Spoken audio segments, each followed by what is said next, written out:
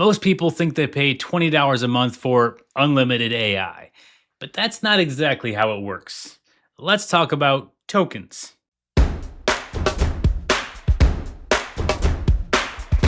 As if there weren't enough terminology to try to keep up with in the world of AI, many of you have probably been hearing about tokens lately, token maxing. So let's talk about what tokens are. Essentially, it's a metered way to track the compute used, the costs of how we use and consume AI. It's actually a fairly simple concept if you think about it. The more text you write, the more input you give to AI, the more compute you use. And tokens are the mechanism that AI uses to determine how much compute you use by breaking up those inputs and outputs into little chunks, each one a token. An example of about what one token might equal would be about 3 to 4 letters, right? So if you've got one small word, that's about one token. Now, some of us have seen headlines recently that have some pretty daunting new consumption based AI usage bills come rolling in. And it might give some of us pause to wonder, well, does that affect me?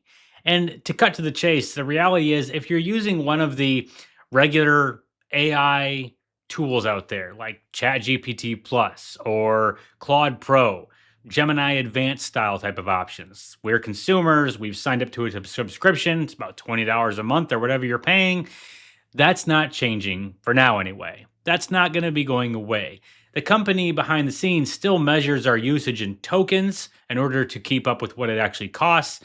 But for now, we are paying a set amount per subscription for using that tool. That doesn't mean it's unlimited though. There are limits in the background. We might get cut off in terms of how fast something is processed, how it's prioritized. All that kind of stuff comes into play for what those subscriptions actually give us. It's always in the fine print, right? Now, those that do need to pay attention to token usage and should be concerned, or at least should be monitoring their actual usage of AI, they're developers and businesses that use the APIs to these systems, the apps that use the APIs to these systems.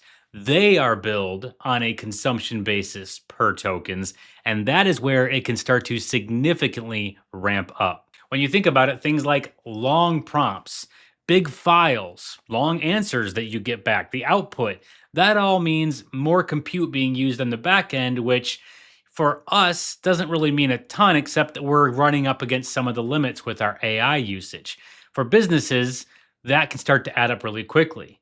In the long run, we all can do certain things to help minimize token usage and keep those costs lower, keep our limits usage lower. And if you think about it, you can tell ChatGPT or Claude, whatever, to say, hey, give me a short answer back. Don't compliment me. Don't make this a long, complicated answer. I'm looking for short and to the point, but specific.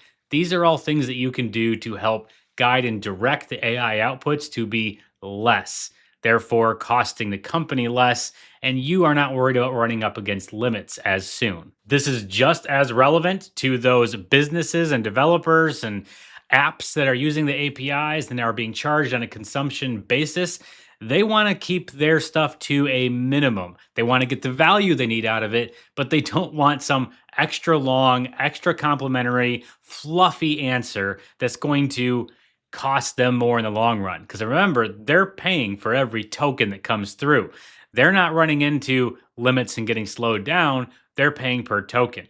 So if they don't minimize what they're putting in and getting back out, those bills can start to add up pretty quickly. If we head over to Centicyte.ai, we get a couple tables here that give us an example, give us a little bit of a feel for how this can start to add up. Looking at text, 1,000 tokens is about 750 English words. Looking at images, you've got a small image, which is less than 384 pixels on both sides. That's about 258 tokens per image. Large images, it's a whole different story there. Video starts to really add up, as well as audio, 32 tokens per second.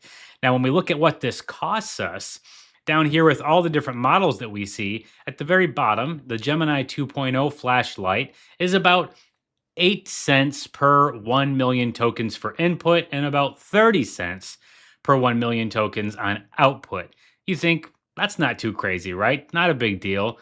Even that can start to add up. But when we go to the higher end, the more premium modeling, GPT-5 using reasoning, you're looking at $15 of input per 1 million tokens, $75 when it comes to output per 1 million tokens. And if you imagine a company that is using AI to do some pretty expansive stuff on the reasoning front, again, those bills can start to climb really high really fast. So again, if you're a consumer of something like ChatGPT Plus or whatever it is, like me, your regular subscription model likely not changing anytime soon. The company on the back end is still using tokens to measure usage. There are limits in play, but you're not going to get some giant surprise bill in the mail for consumption-based usage of tokens. So just keep that in mind. Tokens are not always what you pay for directly, but they are how the company behind the curtain measures the compute that is used and what it costs them ultimately. So I hope you found this video useful, informative. If you did, throw a like on it, share it with your wide network. Thanks for watching.